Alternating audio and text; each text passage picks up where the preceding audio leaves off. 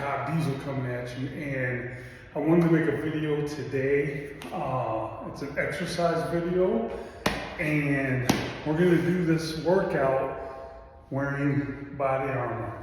Why am I making a workout video wearing body armor? Well, as security professionals and or law enforcement professionals, we know that the job can be pretty physically demanding.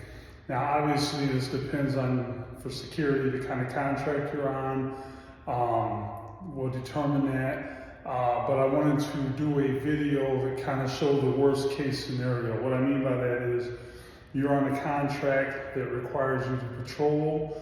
You may have to run up the stairs. You may have to chase somebody or run from somebody. You may have to do all that while wearing a vest. Now, if you're somebody that has a static position sitting at a desk somewhere, low threat, then you may not get any value out of this, although we could all benefit from being in shape. So this is a life,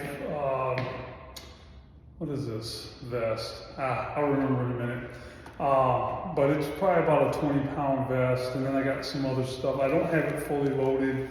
I have a couple of Glock mags in here that are fully loaded. You see I don't have my IFAK or flashlight or that, so I got basically the soft armor and a couple of pistol mags. Obviously I'm not wearing a pistol belt and a gun, although I probably will do a video fully kitted out on that. And then I'm just going to track everything with my Whoop and my Apple Watch.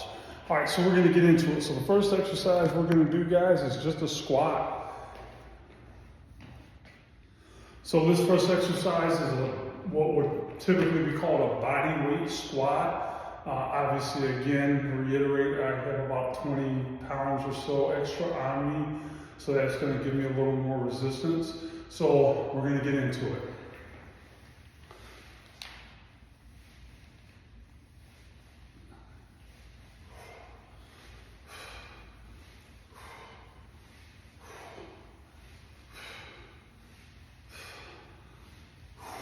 And then we just did 10 air squats. All right, next up, we're gonna just do a simple push-up. Now, if you can't do a regular plank style push-up on your toes, you can modify by doing these on your knees.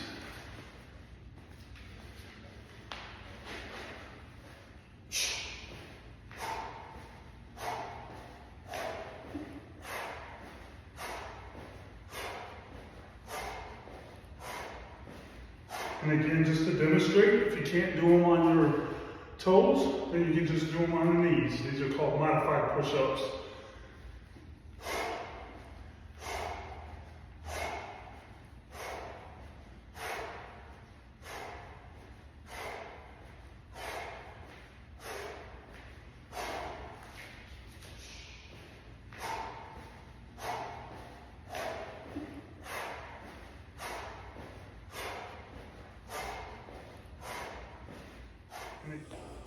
Okay, next up we're going to get into the stationary lunge.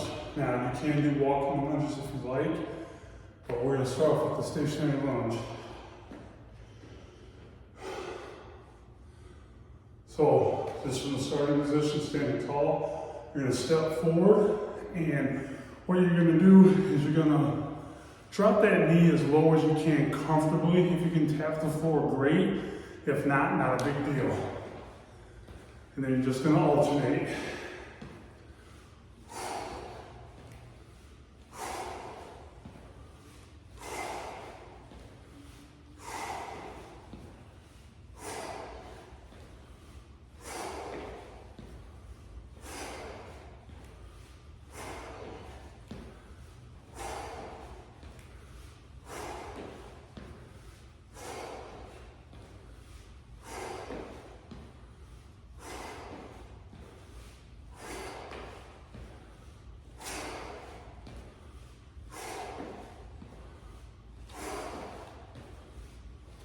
And there you have it.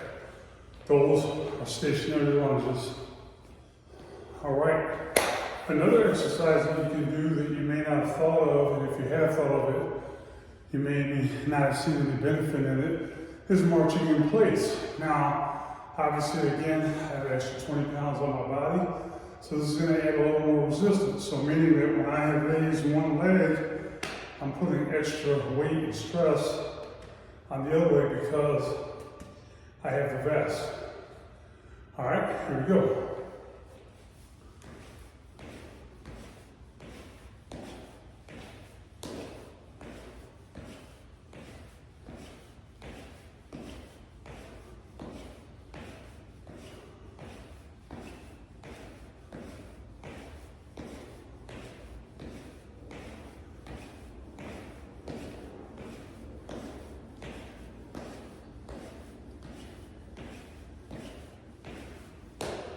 Good, and there we go.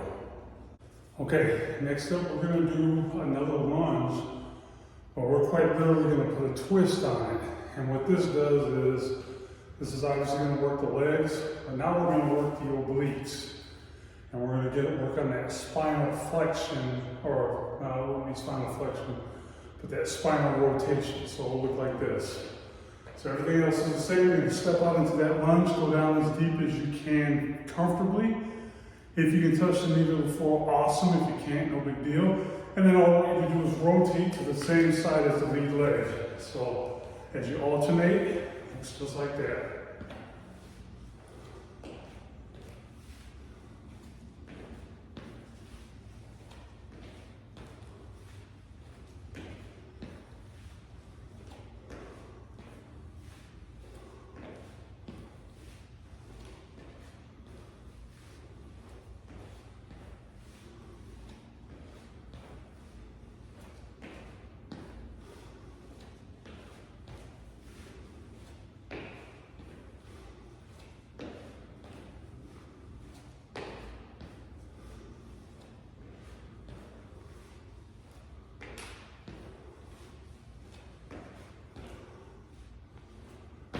There we have it. That is the stationary alternating lunge with a twist. All right, so next exercise we're going to talk about is going to be the kettlebell raise. This is a good one. You're going to get a little bit of leg activation, and you're also going to get your heart rate up. Now, if you don't have a kettlebell, you could use a dumbbell by holding it at one end of one of the bells. Or some other object that you have a good grip on. So it looks like this. And just for demonstration purposes, I have a 25-pound kettlebell. The weight doesn't matter. It should be enough to challenge you, but it doesn't need to be overly heavy. And it looks like this.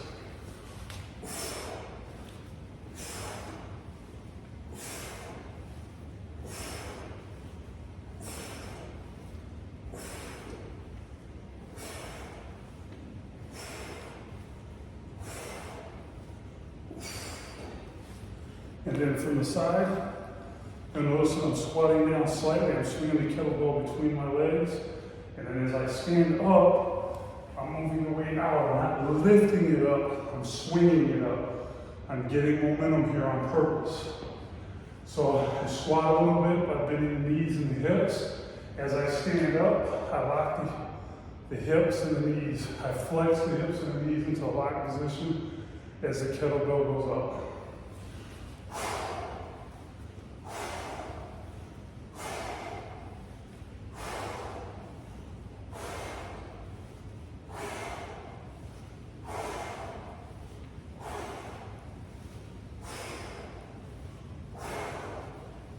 And there you have it, kettlebell raise.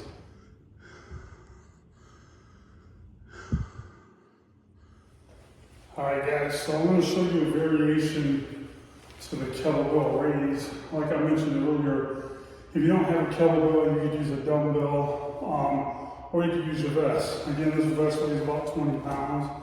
Now, maybe 10 reps doesn't do it for me because it's lighter. Maybe I have to do more reps, but all you would do is do the exact same thing you do with the kettlebell. You just improvise it. You're using something with weight. You could use a backpack. You could use anything that has any weight. Now, what I had to do is I had to spread my feet wider apart so that the vest can kind of swing between my legs without hitting my shins. But it's the same concept, guys. It's all about improvising, adapting, and overcoming, using what you got to accomplish the mission.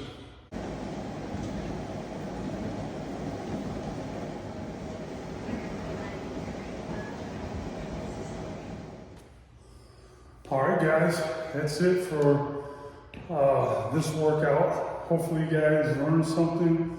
Hopefully there's something from this workout that you can take and improvise for yourself. Again, it's not trying to turn you into a gym rat. You don't have to be a bodybuilder. You don't have to run marathons.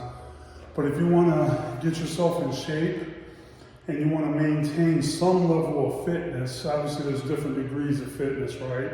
But if you want to maintain some degree of fitness and you don't want to neglect yourself while you're working, because guys, I get it. You know, a lot of security shifts these days are 12 hours long. Some of them you're sitting. And so you have to start thinking about ways to keep from becoming unhealthy, to keep from becoming sedentary. Just because the site or the contract has you sitting doesn't mean you have to sit for 12 hours. Most security assignments are going to require some type of a patrol, whether it's every half hour or every hour. So that's your excuse to get up off your butt, make your patrol. If a patrol is short, do it twice, right? Make 2 laps around the site. Another trick is if the site has, if you have to go up and down multiple levels in a building, don't take the elevator, take the stairs, right? So now you're getting a workout in, you're getting some movement in. If you're somebody that hasn't been working out or has never worked out and you start doing this stuff, yes, initially you're gonna be sweating profusely, possibly. But if you're somebody who's more fit, and for those of you that are not fit, as you get to doing this, your body's gonna become accustomed to it. That way, when you do the same route, you're walking up and down the same stairs, after a while, you're not gonna sweat as much, if at all. But again, the idea is that you want to maintain some level of fitness. So guys, I hope you enjoyed this video. As you see, I kept it very simple. You don't require really any gear other than what you have with you. If you like this video, guys, please give me a thumbs up and make sure you subscribe. Remember, this channel is everything about security, firearms, fitness, and please share with another security professional or a police officer for that matter, somebody that you feel that could use this information. In the meantime, guys, stay safe. Cobb Diesel out.